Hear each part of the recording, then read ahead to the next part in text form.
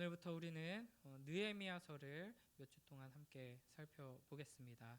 이 느헤미야서를 통해서 우리 읽고 묵상하고 또 기도하며 큰 은혜 누리시길 축복합니다.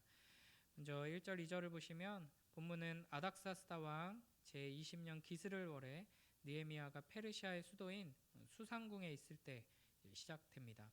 느헤미야는 왕에게 술을 따라 올리는 사람, 술관원이었습니다. 그러니까 이 사람은 왕의 최측근이고 또 왕의 음식의 안전을 확인하고 신변을 보호하고 또 옆에서 왕을 상담해주는 아주 고위직의 관리였습니다. 그러니까 느헤미야는 요셉이나 다니엘처럼 이방 나라의 포로 신분이었음에도 왕의 총애를 받는 아주 중요한 자리에까지 오른 사람입니다.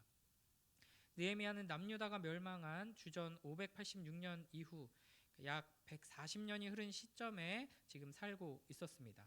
그러니까 예루살렘에 가본 적이 없는 이민 3세 혹은 이제 4세, 5세 이런 사람이었죠. 그러니까 자신이 태어난 페르시아 땅에서 좋은 것들을 잘 누리고 안락함을 누릴 수 있는 위치에 있었습니다. 그럼에도 불구하고 느헤미야는 고향인 예루살렘과 또 유다 백성의 그 상태를 주의 깊게 살피면서 관심을 가졌습니다. 하나님께서는 야곱의 가족을 구원하시기 위하여서 요셉을 애굽의 총리로 삼으셨는데요. 이처럼 이제 성벽을 재건하기 위해서 느헤미야를 수상궁에 미리 심어 놓으신 것입니다. 이 느헤미야의 높은 위치는 하나님의 놀라운 섭리였던 것이죠. 꼭 한 나라의 총리나 장관 정도 돼야지만 하나님의 섭리가 있다라고 말할 수 있는 것은 아닐 것입니다. 오늘 우리가 서 있는 이 자리 또한 하나님의 놀라운 섭리 안에서 주어진 자리임을 우리가 잊지 말아야 합니다. 우리는 오늘 이 자리에 우연히 있는 것이 아니라 하나님께서 우리를 향한 영원하고 선하신 뜻을 가지고 우리를 통해 하나님의 역사를 이루기 위해서 오늘 우리 각자를 그 자리에 두셨다 하는 것을 우리가 기억해야 하는 것이죠. 하나님께서 우리 삶에 주어 놓으신 그 자리에서 그 역할 가운데 하나님의 섭리를 따라 하나님의 뜻을 이루어가는 복된 우리 모두가 되길 주님의 이름으로 축복합니다. 이어서 3절 4절 보시면은 느헤미야가 형제 하나니와 함께 유다에서 온 사람들에게 예루살렘에 대한 소식을 듣는데 참 안타까운 소식이었죠. 포로에서 돌아왔거나 또 거기 남아있던 유다 사람들은 여러 가지 환난과 어려움을 당하고 있었고 예루살렘 성벽은 다 허물어지고 성문들은 불탄 상태입니다. 그러니까 바벨론에 의해서 성벽이 파괴된 지 140년이 넘게 지났지만 여전히 폐허로 남아 있었던 것이죠. 그러니까 성벽이 없는 도시는 그러니까 면역 체계가 다 무너진 몸과 같아서 주변 대적들의 약탈과 위협 앞에 이제 아주 큰 어려움을 겪을 위기에 있는 것입니다. 이 소식을 들은 느헤미야는 앉아서 울고 또 수일 동안 슬픔으로 금식하며 하나님 앞에 기도합니다. 그러니까 이 느헤미야라는 사람은 하나님의 시선으로 세상을 보고 하나님의 마음으로 세상을 품는 사람이었던 것입니다. 그러니까 이스라엘의 고통과 또 폐허가 된 성읍으로 인해서 하나님의 마음으로 슬퍼하며 울며 기도하고 있습니다. 하나님께서는 오늘날에도 이렇게 하나님의 마음으로 우는 자들을 찾고 계십니다. 이 세상 가운데 땅에 떨어져 짓밟힌 하나님의 그 영광스러운 이름으로 인해서 거룩함과 능력을 잃고 폐허처럼 변해버린 하나님 나라 교회로 인하여서 아파하고 슬퍼하며 눈물로 기도하는 사람들을 찾으시는 것입니다.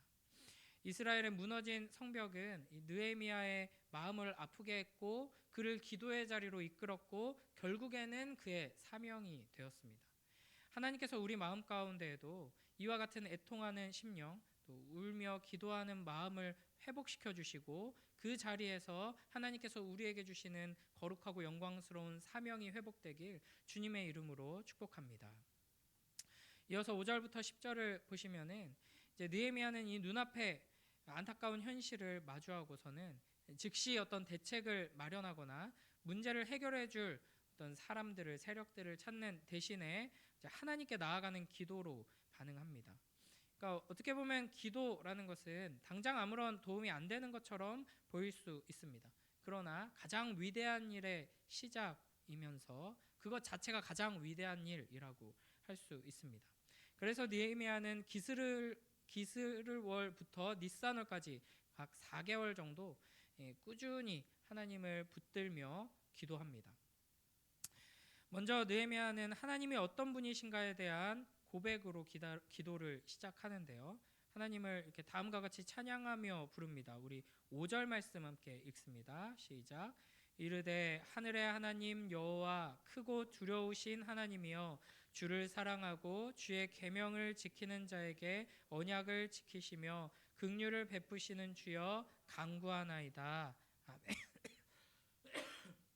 이 느헤미야는 수많은 신들이 있는 페르시아에 살고 있었지만 오직 여호와만이 하늘의 하나님이다라고 고백하고 있습니다. 그러니까 온 우주를 다스리시는 통치자이시고 창조주이시며 이스라엘과 특별한 언약 관계를 맺으신 여호와 하나님만이 이 문제를 해결할 수 있는 주권자이시다 하는 믿음을 가지고 나아가고 있는 것이죠. 또한 크고 두려우신 하나님이여 이렇게 부르죠. 여호와만이 유일하게 경배를 받으셔야 할 크신 분이시다라는 고백입니다. 그리고 무엇보다도 언약을 지키시며 긍휼을 베푸시는 주여라고 외칩니다. 하나님은 신실하신 분이시고 한번 맺은 그 언약을 끝까지 지키시는 분이십니다. 하나님의 유일한 약점이 바로 여기에 있다고 할 수 있는데요. 우리를 너무나도 사랑하셔서 우리가 자꾸만 언약을 깨트리고 하나님을 배반함에도 불구하고 끝까지 언약을 지키시면서 우리를 사랑하시는 것, 그것이 하나님의 가장 아름답고 영광스러운 성품입니다. 느헤미야는 이 놀라운 사랑, 여기서는 하나님의 헤세드, 긍휼인데요. 그 하나님의 성품의 근거에서 기도하고 있습니다. 그리고 이제 6절, 7절을 보시면은 느헤미야는 조급하게 어떤 당장 이 문제를 해결해 달라고 요청하지 않고 먼저 죄에 대해서 고백하고 있습니다. 그러니까 이스라엘이 지금 멸망하고 고통받고 있는 궁극적인 원인은 어떤 지리적인 문제나 정치적인 문제가 아니라 하나님의 말씀, 그 율법, 그것을 지키지 않은 백성의 죄 때문이다 하는 것을 먼저 인식하고 회개하는 것이죠. 여기서 우리가 주목해 봐야 할 것은 느헤미야는 이 역사적인 이스라엘의 범죄 현장에 있었던 사람이 아니죠. 태어날 때부터 이미 그 범죄 때문에 심판받은 상태에서 태어난 사람입니다. 그러나 뭐라고 고백하냐면 나와 내 아버지의 집이 범죄하여라고 고백합니다. 그러니까 이스라엘의 죄를 자신의 죄와 동일시하면서 자신의 죄로서 고백하고 회개하며 하나님 앞에 서고 있습니다. 이것이 바로 하나님께서 세우시는 지도자의 바른 모습이라고 할 수 있습니다. 공동체 회복은 나를 제외한 타인들의 잘못을 지적하고 드러내고 어떻게든 그것을 해결하기 위해서 손가락질하는 것이 아니라 이 모든 것이 나의 죄 때문입니다. 나의 죄를 회개합니다라는 고백에서부터 시작되는 것이죠. 남을 비난하고 상황과 환경의 여러 문제들을 탓하기에 앞서서 우리 안에 가득한 죄를 회개하며 하나님 앞에 겸손히 엎드리는 회개의 기도가 선행되어야 하는 것입니다.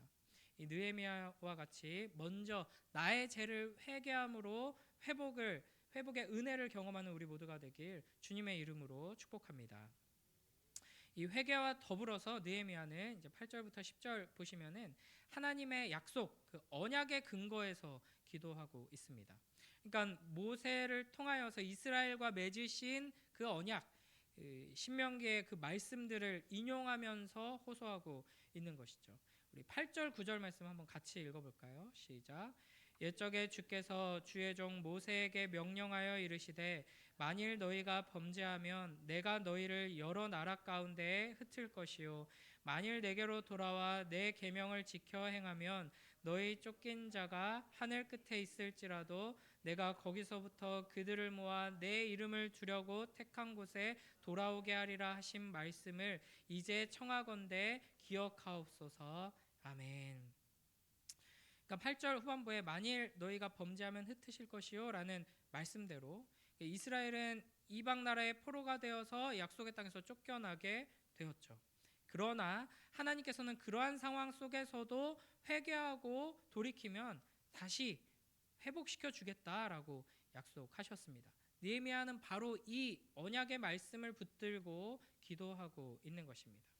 그러니까 이 회복의 소망이 자신의 능력이나 하나님께서 나를 지금 이런 섭리 가운데 이렇게 유력한 자리까지 세워주셨으니 이제는 소망이 있다, 이제는 뭔가 해볼 수 있겠다, 여기에 근거해서 기도하는 것이 아니라 오직 신실하신 하나님, 언약을 지키시는 그 하나님의 말씀을 붙들고, 하나님께서 처음 이스라엘과 언약을 맺으실 때 이미 이런 상황 속에서라도 회개하면 회복시켜 주겠다라고 약속하셨지 않습니까? 하면서 그 하나님의 언약의 말씀, 하나님의 거룩하시고 신실하신 성품에 근거하여서 기도하고 있는 것입니다. 그러니까 말씀에 근거한 기도, 하나님을 붙들고 하나님을 믿는 그 믿음 가운데 나아가는 기도의 모습을 볼 수 있는 것이죠. 이제 마지막 11절을 보시면은 이 느헤미야의 기도는 매우 현실적이고 구체적이라고 할 수 있습니다. 우리 마지막 11절 함께 읽습니다. 시작. 주여 구하오니 귀를 기울이사 종의 기도와 주의 이름을 경외하기를 기뻐하는 종들의 기도를 들으시고 오늘 종이 형통하여 이 사람들 앞에서 은혜를 입게 하옵소서 하였나니 그때 내가 왕의 술관원이 되었느니라. 아멘. 여기서 이 사람은 이게 이제 아닥사스다 왕을 가리키는 것이죠.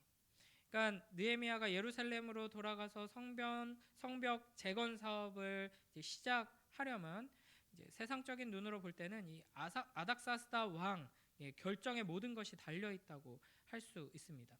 그러나 느헤미야는 모든 주권이 하나님께 있음을 고백하면서 이 왕을 이 사람이라고 표현하고 있죠. 그러면서 이 느헤미야는 이제 앞서 말씀드렸다시피 이 기도를 통해 이 애통하는 마음을 자신의 사명과 연결하고 있습니다. 그래서 나를 통하여서 하나님의 뜻이, 하나님의 계획이 이루어지게 해달라고 기도하며 나아가고 있는 것이죠. 그러니까 우리의 기도 역시 이렇게 결국에는 나의 기도로, 나의 삶과 하나님께서 나를 이 자리에 두신 이 하나님의 섭리가 이 기도와 이 사명과 연결되도록 하는 기도가 되어야 하는 것입니다. 그러니까 하나님 이런 문제가 있습니다. 해결해 주세요. 역사해 주세요. 이렇게 기도하고 나서 한 걸음 물러서서 어떻게 역사하시나, 도대체 어떻게 회복될까, 이렇게 강 건너 불구경하듯이 기다리는 것이 기도가 아니라 내가 지금 있는 자리에서 내가 할 수 있는 일, 하나님께서 나에게 요구하시는 그 순종과 헌신, 믿음의 결단과 그 사랑의 실천을 위해서 나에게 주어진 몫을 책임지고 감당하기 위해서 기도해야 하는 것이죠. 그것에 필요한 그 은혜를, 지혜와 능력을 주시옵소서 하는 기도까지 우리가 나아가야 하는 것입니다. 오늘 우리가 느헤미야 1장을 함께 살펴보았는데요. 느헤미야는 이 수산궁이라는 아주 높은 자리에 심겨 있음에도 불구하고 무너진 이스라엘의 현실을 외면하지 않고 애통하는 마음으로 그 책임을 자신의 몫으로 끌어안고 있습니다.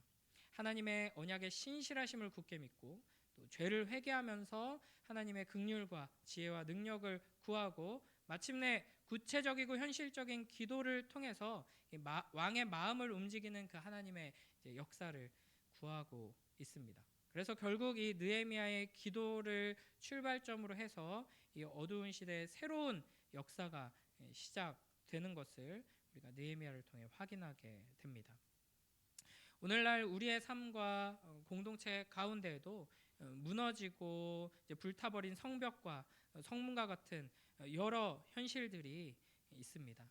우리는 기도하면서 뭐가 달라질까 의심할 때도 있고, 기도만 하고 이제 믿음의 걸음을 걸어가지 않을 때가 많이 있지만, 하나님께서는 각 시대마다 이 예수 그리스도의 그 사랑을 경험하면서 주님을 의지하고 기도하는 그 사람의 기도를 통해서 결국에는 그 사람을 사용하셔서 하나님의 역사를 다시 회복시키십니다. 오늘 우리가 이 말씀을 붙들고 함께 기도할 때 우리의 삶의 여러 문제보다 크신 하나님을 우리가 신뢰하고 이 모든 문제들을 나의 문제로 품고 애통해하면서 언약에 근거하여서 회개와 순종을 다짐하는 기도로 나아가는 우리 모두가 되길 주님의 이름으로 축복합니다. 이렇게 우리가 기도하며 주님의 은혜를 구할 때 하나님께서 우리에게 은혜를 주시고 능력을 주시고 지혜를 주셔서 어떻게 섬길지 알게 하시고 섬길 능력을 주시고 우리를 축복의 통로로 사용해 주실 것입니다. 나의 문제뿐 아니라 우리 모두의 문제를 나의 기도로 품고 그 모든 문제를 회복시키시는 하나님의 그 능력의 역사의 통로로 귀하게 쓰임받는 우리 모두가 되길 주님의 이름으로 축복합니다. 기도하겠습니다. 하나님 아버지 감사합니다. 이 시간 느헤미야 말씀을 통하여서 하나님 앞에 우리가 무엇을 또 어떻게 기도해야 할지 또 다시 점검하게 하시니 감사합니다. 전능하신 능력의 하나님을 우리가 믿음의 눈을 들어 바라보게 하시고 언약의 신실하신 그 하나님의 말씀을 붙들고 그 영원하고 아름다운 성품을 근거로 하여서 우리가 담대히 기도하며 나아갈 때 아버지 하나님 우리에게 위로와 소망과 은혜와 지혜와 능력이 채워지게 하시고 아버지 하나님 그 하나님의 은혜 안에서 우리가 믿음의 걸음을 걸어가며 하나님의 그 회복의 역사의 중심에 서서 주님의 그 역사를 이루어갈 수 있도록 축복하여 주시옵소서. 우리의 기도를 통해 우리의 순종을 통해 우리의 삶이 회복되게 하시고 우리의 가정이 회복되게 하시고 우리의 공동체가 이 땅에 회복될 수 있도록 우리를 축복하여 주시옵소서. 감사드리며 예수님 이름으로 기도드립니다. 아멘.